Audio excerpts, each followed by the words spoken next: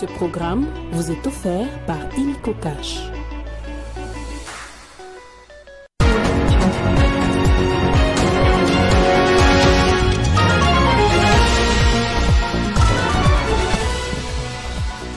Situation sécuritaire dans l'est du pays. Félix Tshisekedi a passé la nuit de dimanche à lundi dans son bureau de travail. Le chef de l'État a présidé jusque très tard dans la nuit une réunion de sécurité en vue de protéger les vies des civils à Goma, chef-lieu de la province du Nord Kivu, attaqué par le Rwanda depuis le 13 juin 2022.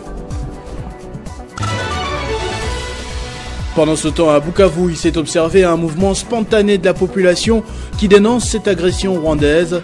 Des milliers et des milliers de Congolais sont descendus dans les rues pour dire non au Rwanda ainsi que ses complices de la communauté internationale dans sa démarche expansionniste. Des images inédites à suivre dans ce journal. Enfin, lundi de malheur aux abords du marché central de Kinshasa. Un incendie d'origine inconnue dans la nuit pour le moment a détruit plusieurs étalages des commerçantes qui, selon les témoignages de Grace Salambo sur place, ont perdu gros.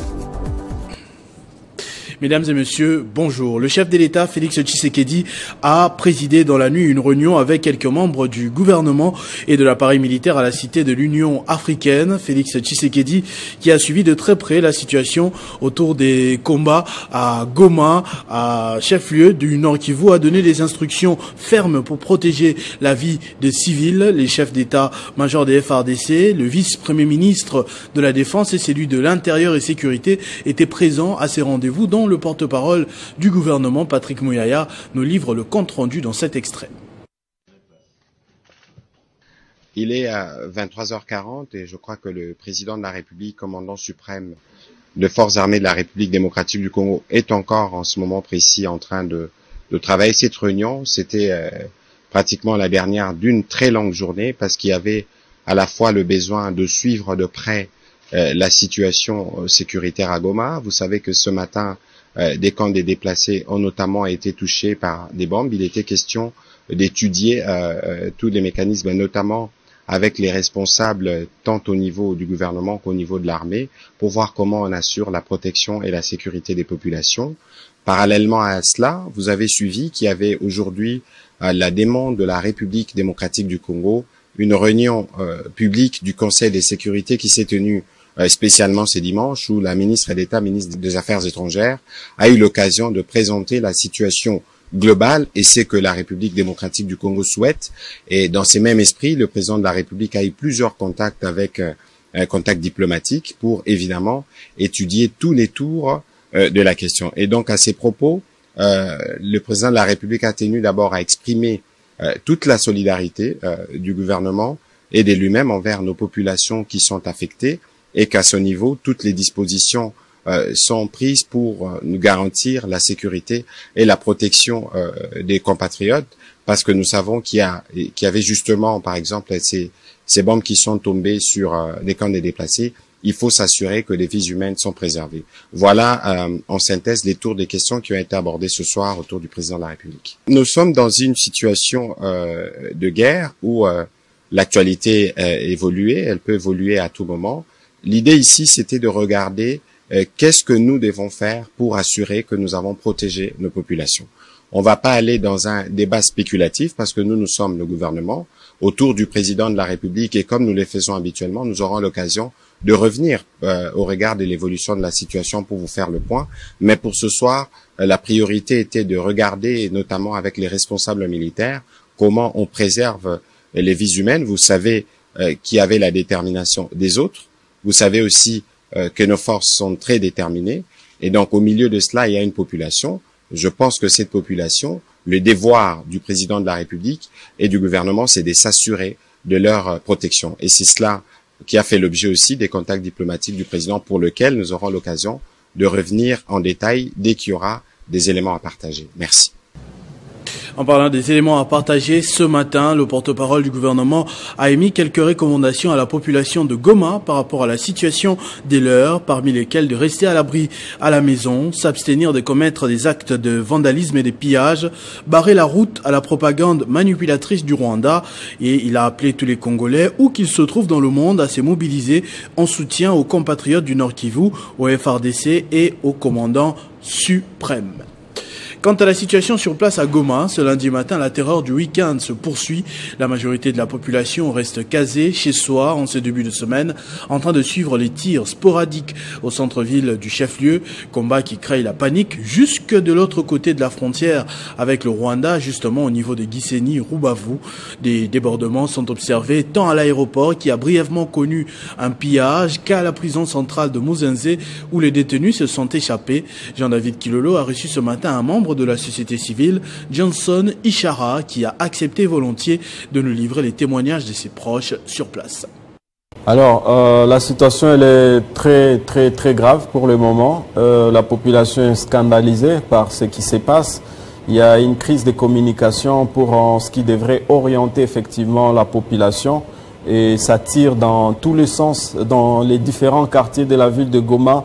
On signalerait également des cas de pillage dans plusieurs centres commerciaux et on remarque également qu'il y a trop de mouvements des différents militaires selon les axes. Donc ça crée une psychose grave parce qu'aucune école n'a ouvert ses portes aujourd'hui. Au moins les enfants dans chaque maison, dans chaque parcelle, chaque parent veille à ce que toute la famille reste, ce qui crée que ça soit vraiment une situation qui ressemblerait à un désert dans les différentes rues parce que voilà, les rues sont dominées par les crépitements de balles pour le moment.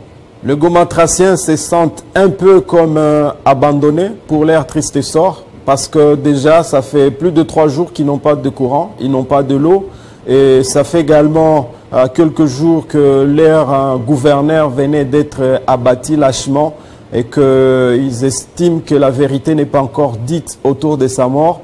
Et juste après sa mort, on penserait que la meilleure façon de venger la mort d'un général mort sur le champ de bataille était encore de pousser, d'accentuer les fronts pour que l'ennemi ne puisse pas prendre le contrôle de la ville.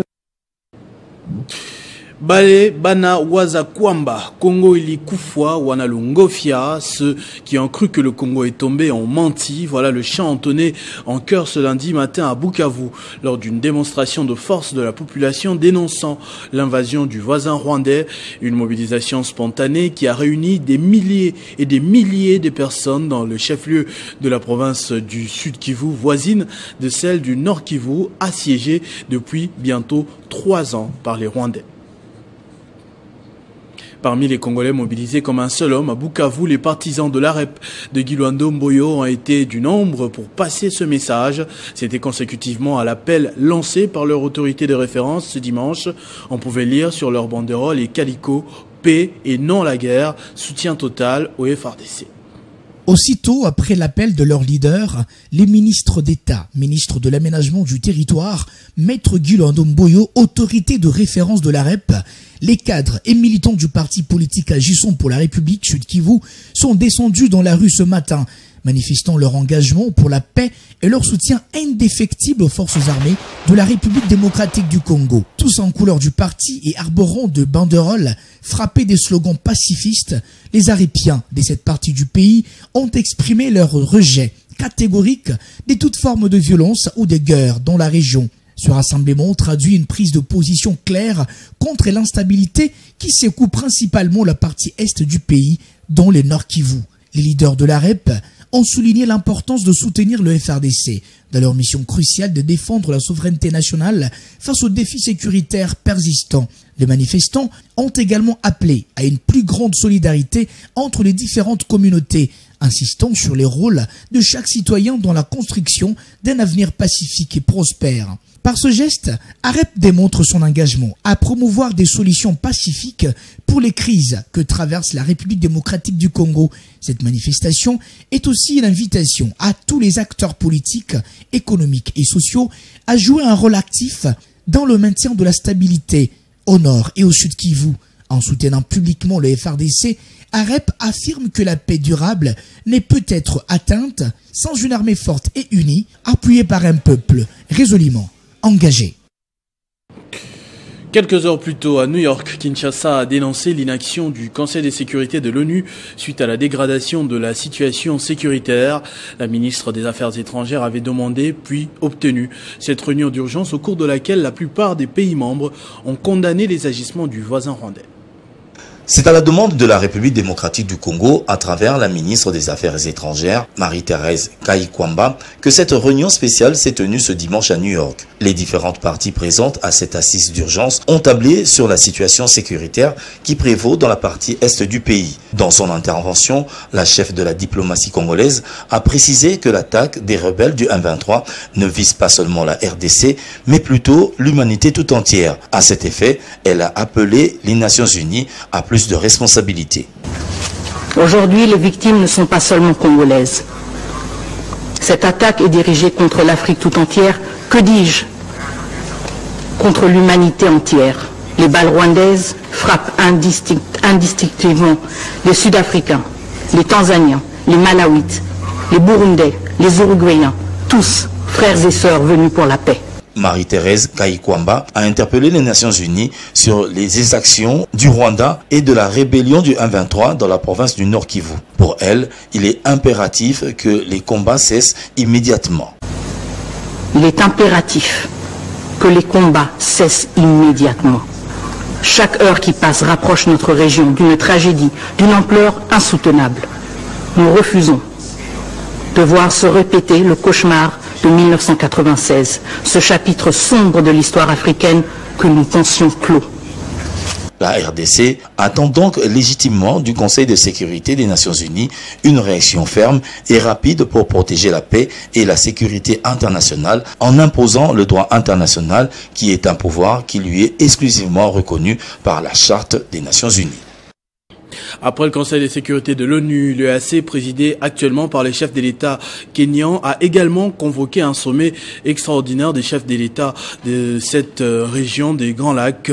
Mais que pouvons-nous attendre de cela? Est-ce un signe d'espoir ou une nouvelle hypocrisie? Rodrigue Mumbere s'est permis de réfléchir sur cette convocation. L'EAC, censé être un acteur clé dans la stabilisation de la région, a été largement critiqué pour son inefficacité à contenir les activités des rebelles du M23. En effet, depuis le début des hostilités, les forces de l'EAC n'ont pas réussi à apporter un soutien significatif aux autorités congolaises, laissant la population de l'Est de la RDC dans une situation de désespoir croissant. Des manifestations ont éclaté appelant à une intervention décisive de la MONUSCO et de l'EAC pour mettre fin à l'agression rwandaise, mais ces appels sont restés sans réponse. Historiquement, la RDC a toujours été au cœur des tensions régionales complexes exacerbées par des interventions extérieures. L'inaction de l'EAC face au M23 soulève des questions sur son rôle réel et sa capacité à protéger les États membres contre les menaces transnationales. La population déjà éprouvée par des décennies de conflits ne peut plus supporter cette agression. Ainsi, les sommets à venir ne devraient pas seulement être un moment de dialogue, mais un impératif moral pour l'EAC de réévaluer son engagement envers la paix et la sécurité en République démocratique du Congo. La ministre des Affaires sociales, Action humanitaire et solidarité nationale, Nathalie Aziza Mounana, a exprimé son indéfectible soutien aux forces armées de la République démocratique du Congo et a rendu hommage au gouverneur militaire Peter Sirimwani au cours de la célébration du 36e anniversaire de la fondation Calixte Mounana. 25 janvier 1989, 25 janvier 2025, 36 ans au service du social et de l'humanitaire. La date d'anniversaire de la fondation Calixte Mounana, ministère de veuves, orphelins et personnes vivant avec handicap, a été célébrée dans la méditation en faveur des compatriotes du Grand Kivu. Pour ces 36 ans, la visionnaire de la fondation Nathalie Aziza Mounana a organisé une messe d'action des grâces en présence de plus de 5000 personnes, des représentants de l'église kimbanguiste, des musulmans, l'église orthodoxe, de l'église catholique romaine, église des réveils. Plus de 150 pasteurs et plusieurs évêques ont aussi pris part à la manifestation les ambassadeurs universels de la paix et ambassadeurs humanitaires. La manifestation a été agrémentée par la chorale de la Fondation Calixte Mounana. Les personnels militaires féminins PMF en sigle, les personnels policiers féminins PPF ont dirigé leur attention vers le Grand Kivu. Car selon eux, la fondation s'est toujours rangée derrière le chef de l'État, Félix-Antoine Tshisekedi Tshilombo, dans l'instauration de l'intégrité territoriale. Dans son exhortation, l'archevêque François Mutombo a insisté sur la préservation de la paix et le mérite de Nathalie Aziza Mounana dans différentes activités d'ordre social et de paix. Une occasion pour les députés nationaux et évêques Fumumapanda Zéphirin de l'église Koneiko et Eseko, ainsi que les hommes de Dieu et les femmes réunis d'implorer la faveur de Dieu sur la visionnaire de la fondation Calixte Mounana. À Kinshasa, un incendie d'origine encore inconnue a été déclaré cette nuit au petit marché d'Itaga. La cause de l'incendie demeure encore un mystère et les commerçants ont tout perdu pour le moment. Regardez ce reportage de Grace Salambo Nkoni Chako, issu des témoignages recueillis par Exaucé Losamo. C'est un violent incendie qui a dévasté plusieurs magasins et dépôts au petit marché d'Itaga, situé au croisement des avenues Itaga et Kassavubu. J'ai au moins 2 boutiques dans le marché, que je vends les choses des beautés, des fonds de terre, accompagné des économies que j'avais dispersées, j'avais laissées dans la boutique. Depuis le samedi, j'ai une économie de $3 800 avec les prix dans mon téléphone que j'avais aussi toutes les reçus sur moi. Donc ça m'a donné une choc d'une manière que ça m'a tellement touché dans le cœur. Le feu, d'une intensité impressionnante, a pris au dépourvu les volontaires qui se sont mobilisés pour tenter de l'éteindre. Malgré les efforts, ils n'ont pas réussi à maîtriser les flammes.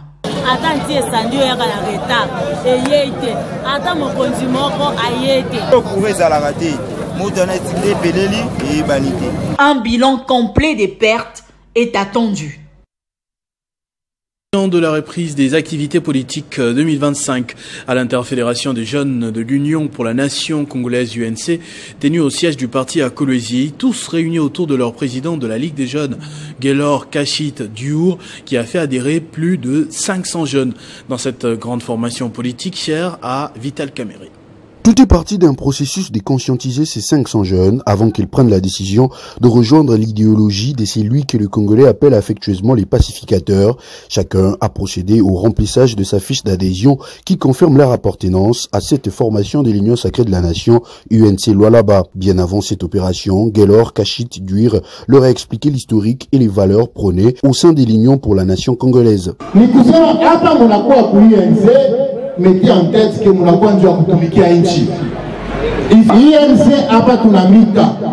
L'INC c'est une école politique. Les nouveaux adhérents ont tour à tour souligné les motivations de leurs adhésions au sein de l'UNC Lualaba parmi tant d'autres formations politiques en province. Conscientiser de pouvoir prendre la décision qui est de servir notre nation à travers le sacrifice.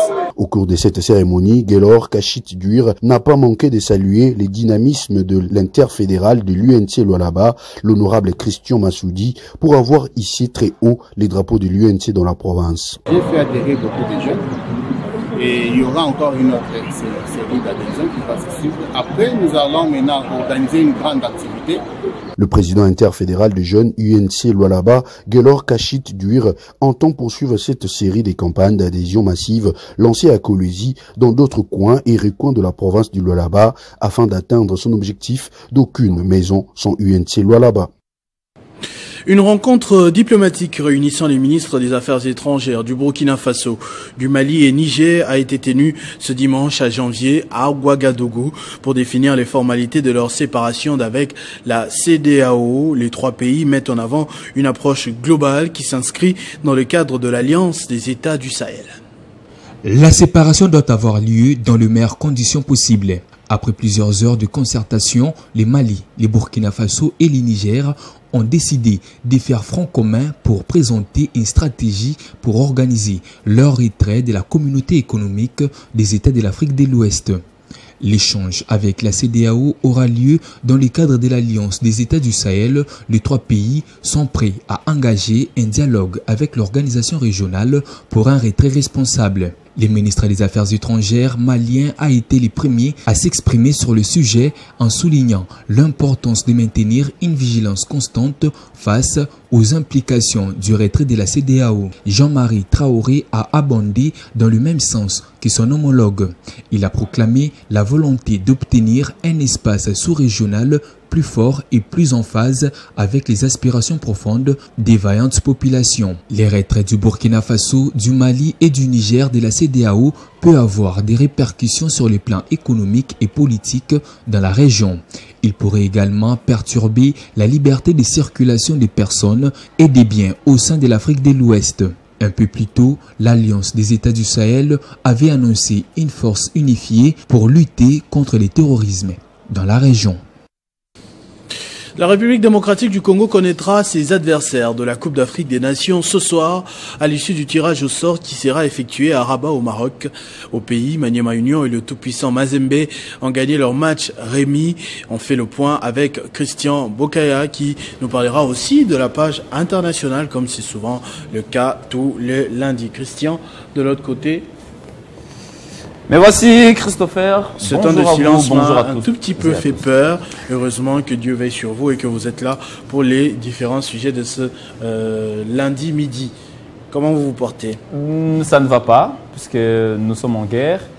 Mais les devoirs d'informer le public nous obligent à être sur ce plateau puisque bon, la vie continue, mais je ne vais pas bien, Christopher. C'est honnête de le dire, ouais. Et vous remarquerez qu'on a enlevé la page internationale au sommaire parce que le temps n'est pas au loisir. En tout cas, selon la ligne éditoriale de Télé 50, bien que toujours objective. Effectivement. On va parler de Cannes, la RDC qui connaîtra ses adversaires des poules déjà ce lundi. Ce sera sous le coup des 19h heure de Kinshasa que la RDC connaîtra ses adversaires à l'issue du tirage au sort qui sera effectué au national Mohamed V de Rabat. Les 24 équipes qualifiées seront réparties en 6 groupes de 4 équipes. Le Maroc, en tant que pays hôte, sera automatiquement placé à la tête du groupe A. La Côte d'Ivoire, championne d'Afrique en titre, sera également positionnée en tête de l'un des 5 autres groupes étant placés dans le chapeau 1. Les équipes restantes seront alors classées dans les chapeaux 1 à 4 conformément à leur position dans le classement FIFA du 19 décembre 2024 selon la répartition suivante. Alors comme on peut voir dans ces différents pots qui vont s'afficher, dans le pot 1, on retrouve bien sûr le Maroc, pays organisateur, le Sénégal, l'Égypte et l'Algérie, le Nigeria et la Côte d'Ivoire. Le chapeau 2 est constitué bien sûr du Cameroun, du Mali, de la Tunisie, de l'Afrique du Sud, de la RD Congo et du Burkina Faso. Le chapeau 3, lui, est constitué du Gabon. On peut d'ailleurs le voir en image, du Gabon, de l'Angola, de la Zambie, de l'Ouganda, de la Guinée équatoriale, mais également du Bénin. Et puis le dernier chapeau, qui n'est autre que le chapeau 4, est composé bien sûr du Mozambique, du Comore, de la Tanzanie, du Soudan, du Zimbabwe et Botswana. Procédure du tirage au sort. Alors Christopher, les 2 premières équipes de chaque groupe, ainsi que les 4 meilleurs 3e seront directement qualifiés pour les 8e de finale de la Coupe d'Afrique des Nations qui se jouera pour la première fois au mois de décembre 2025, janvier 2026. Effectivement, et j'ai appris que pour la première fois, on pourra même tirer au sort aussi pour les centres d'entraînement. Effectivement, on pourra aussi tirer au sort pour toutes les équipes. Pour les centres d'entraînement et il y en a pour toutes les équipes qualifiées, c'est en tout cas l'innovation apporté bien sûr par le Maroc et je voudrais d'ailleurs qu'on voie un extrait puisque le Maroc lance déjà la compétition. Il n'a pas voulu attendre les jours J pour lancer sa Coupe d'Afrique des Nations dans un teaser. Le Royaume chérifien annonce bien sûr ses couleurs. On voit l'extrait dans cette vidéo.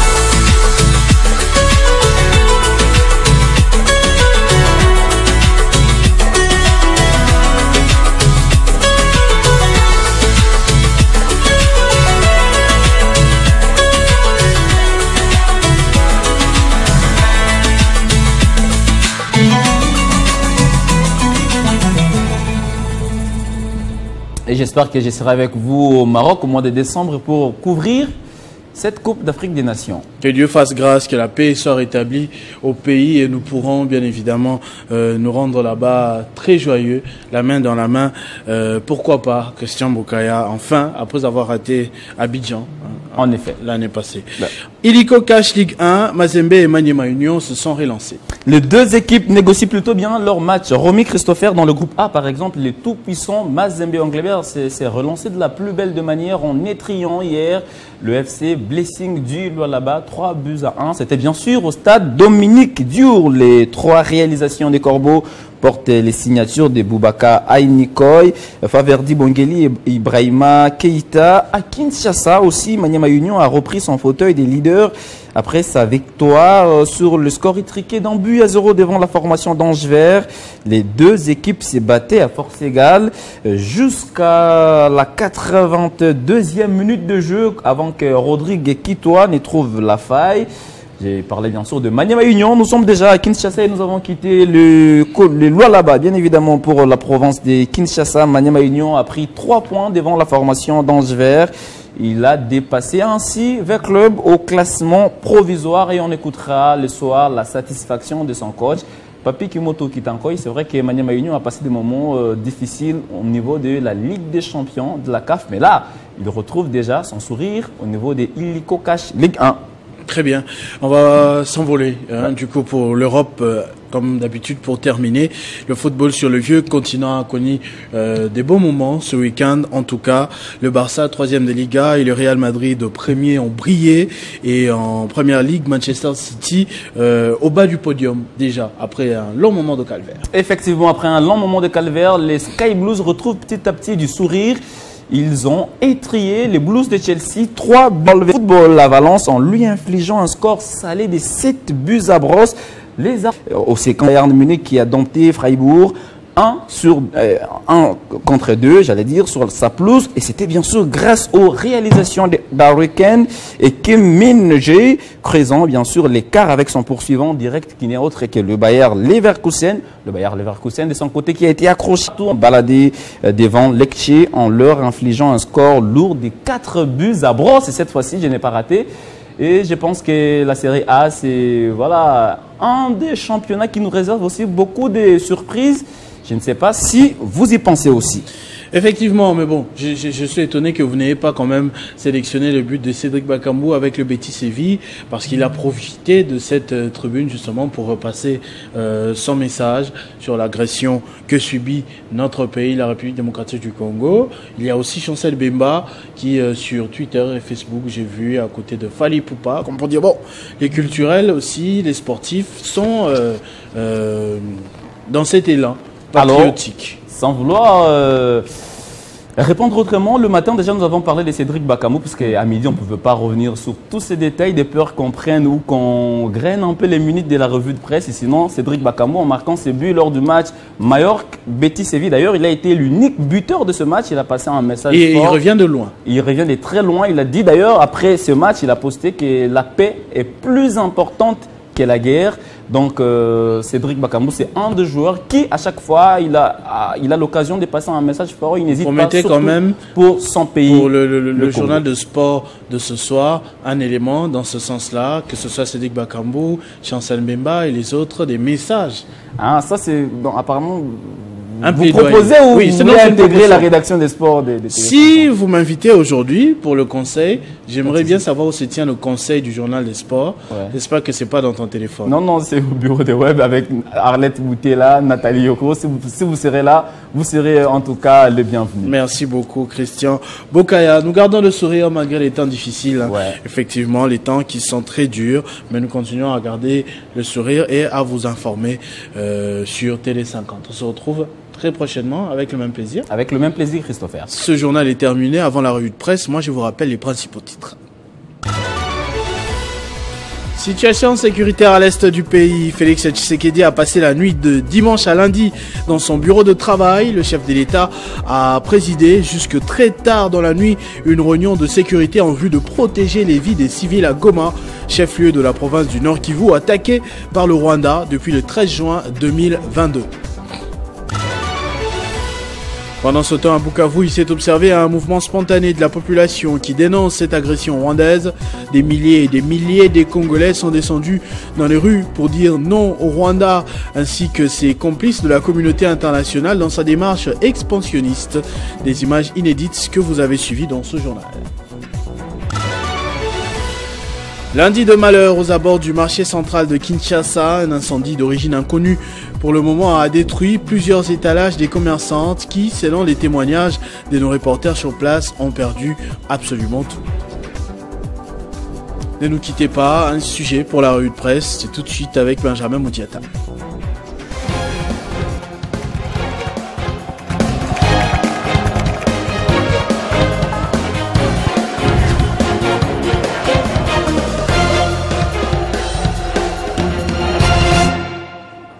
Le sujet, l'unique qui va accueillir Benjamin Moudiata ce matin, c'est celui notamment de cette agression rwandaise. Tous les journaux, absolument tous les journaux, tous les médias en parlent. Qu'est-ce qui s'est passé à Goma? Qu'est-ce que les journaux ont raconté? Bonjour et bienvenue Benjamin Moudiata. Merci. Je vous introduis directement avec cette salutation. Merci à vous Christopher Ochoum. Justement, les sujets a fait la une de tous les journaux, en tout cas carrément tous les journaux parus ce lundi à Kinshasa. D'ailleurs, depuis tout le week-end jusqu'à ce matin, on ne parle que de cette agression méchante et injuste de la part du Rwanda imposée à la République démocratique du Congo. Qu'est-ce qui se passe à Goma justement? C'est la question sur laquelle nous allons tabler. Déjà, il faut savoir, Christopher, que pendant que les combats s'intensifient dans la partie est de notre pays, les dirigeants congolais ne baissent pas le bras au front diplomatique. Ouvrons avec le journal Congo Nouveau, qui nous en parle en titrant en gras et à la une, tel que vous pouvez le voir derrière moi au grand écran. À l'ONU, Washington promet des sanctions contre le Rwanda. Dans les colonnes intérieures de cet article, on peut voir que cela a eu lieu à la session d'urgence du Conseil de sécurité des Nations Unies, convoqué essentiellement pour la situation du Congo. Ceci témoigne de la volonté des dirigeants congolais à gagner au front diplomatique cette guerre injuste imposée à la République démocratique du Congo par le Rwanda de Paul Kagame. Pendant que les combats s'intensifient à Goma, Christopher, et aux alentours, les moniteurs titrent « La RDC rompt ses relations diplomatiques avec le Rwanda ». Dans un communiqué du ministère des Affaires étrangères, on peut lire, Christopher, que toutes les activités, même consulaires, sont censées s'arrêter. Une décision courageuse qui était attendue de tous les Congolais depuis longtemps, d'après les chevaliers de la plume dans cet article. Mais qu'est-ce se passe-t-il justement à Goma? Le journal L'Observateur a titré ce matin « Est de la RDC, climat très tendu à Goma ». Et dans ses environs. Dans cet article, il est souligné qu'après la mort du gouverneur militaire du Nord Kivu, le M23 RDF, croyant le moral des forces loyalistes appuyées par le patriote Wazalendo Sapé, ont pensé pénétrer facilement à Goma. C'est pourquoi ils ont lancé un assaut sur cette ville, Christopher, mais ils ont été confrontés à une farouche résistance des FARDC et de Wazalendo. Et dans la quête des solutions à cette crise, East African Community, l'EAC, estime que Félix Tshisekedi et Paul Kagame devraient se rencontrer. Al24 News, qui nous en parle, a titré « Est RDC, le Kenya annonce un sommet de communauté d'Afrique de l'Est avec Tshisekedi et Kagame ». Il s'agit là, n'est-ce pas Christopher, d'un sommet extraordinaire de la communauté des États d'Afrique de l'Est et dédié à la situation dans l'Est de la RDC qui se tiendra normalement dans les prochaines 24 ou 30 heures en présence de président congolais Félix Tshisekedi et rwandais Paul Kagame, a affirmé hier dimanche soir la présidence kenyane. Ne reste plus qu'à voir, Christopher, si Kagame, qui avait refusé, on ne sait pas par peur ou par honte, de se rendre à Luanda pour rencontrer les présidents congolais, se rendra cette fois-ci à Nairobi. Voilà la seule question qui a conduit la revue de presse en ce lundi, Christopher. Merci beaucoup Benjamin Moudiata pour ce résumé. On se retrouve très prochainement avec le même plaisir. Merci beaucoup Christopher. À tous et à toutes également, merci de votre attention soutenue. Restez fidèles au programme de votre chaîne Télé 50. Vivez heureux, vivez 100 ans, mesdames et messieurs.